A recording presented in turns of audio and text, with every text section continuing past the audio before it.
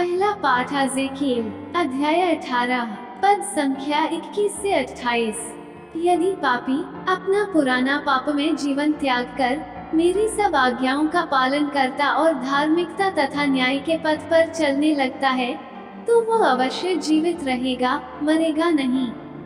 उसके सब पापों को भुला दिया जाएगा और वो अपनी धार्मिकता के कारण जीवित रहेगा। प्रभु ईश्वर का ये कहना है, क्या मैं दुष्ट की मृत्यु से प्रसन्न हूँ?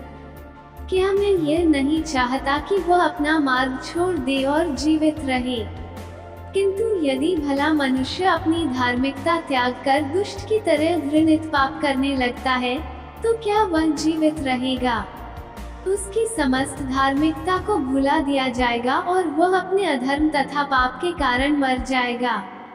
तुम लोग कहते हो कि प्रभु का व्यवहार न्याय संगत नहीं है।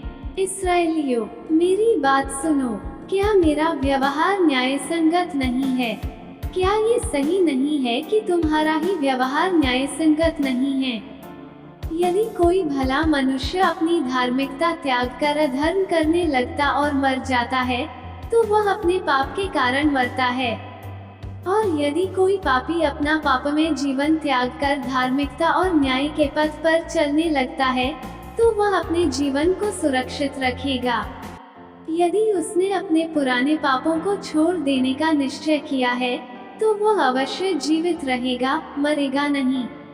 सुसमाचार संत मत्ती का सुसमाचार अध्याय 5 पद संख्या 20 से 26।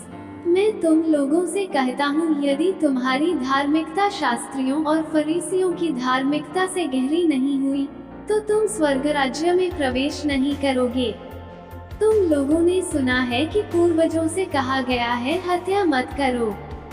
यदि कोई हत्या करे, तो वह कचहरी में दंड के योग्य ठहराया जाएगा। परंतु मैं तुमसे यह कहता हूँ, जो अपने भाई पर क्रोध करता है, वो कचहरी में दंड के योग्य ठहराया जाएगा। यदि वह अपने भाई से कहे, रे मूर्ख, तो वह महासभा में दंड के योग्य ठहराया जाएगा। और यदि वह कहे, रे नास्तिक, तो वह नरक की आग के योग्य ठहराया जाएगा।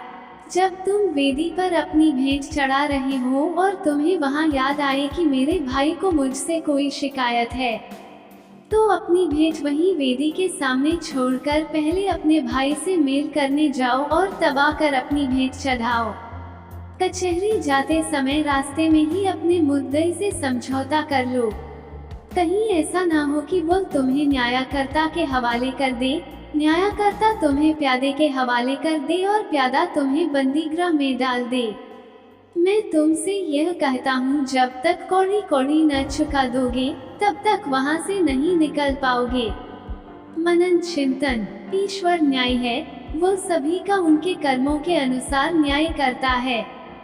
वो किसी के साथ किसी भी प्रकार का पक्षपात नहीं करता। प्रभु ईश्वर कहते हैं, यदि पापी अपना पुराना पाप में जीवन त्याग कर मेरी सब आज्ञाओं का पालन करता और धार्मिकता तथा न्याय के पथ पर चलने लगता है, तो वह अवश्य जीवित रहेगा।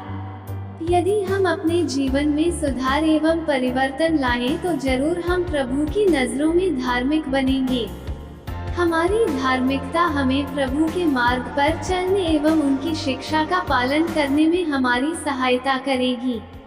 स्वर्ग राज्य में प्रवेश करने के लिए हमारी धार्मिकता शास्त्रियों एवं फरीसियों की धार्मिकता से अधिक गहरी होने की आवश्यकता है।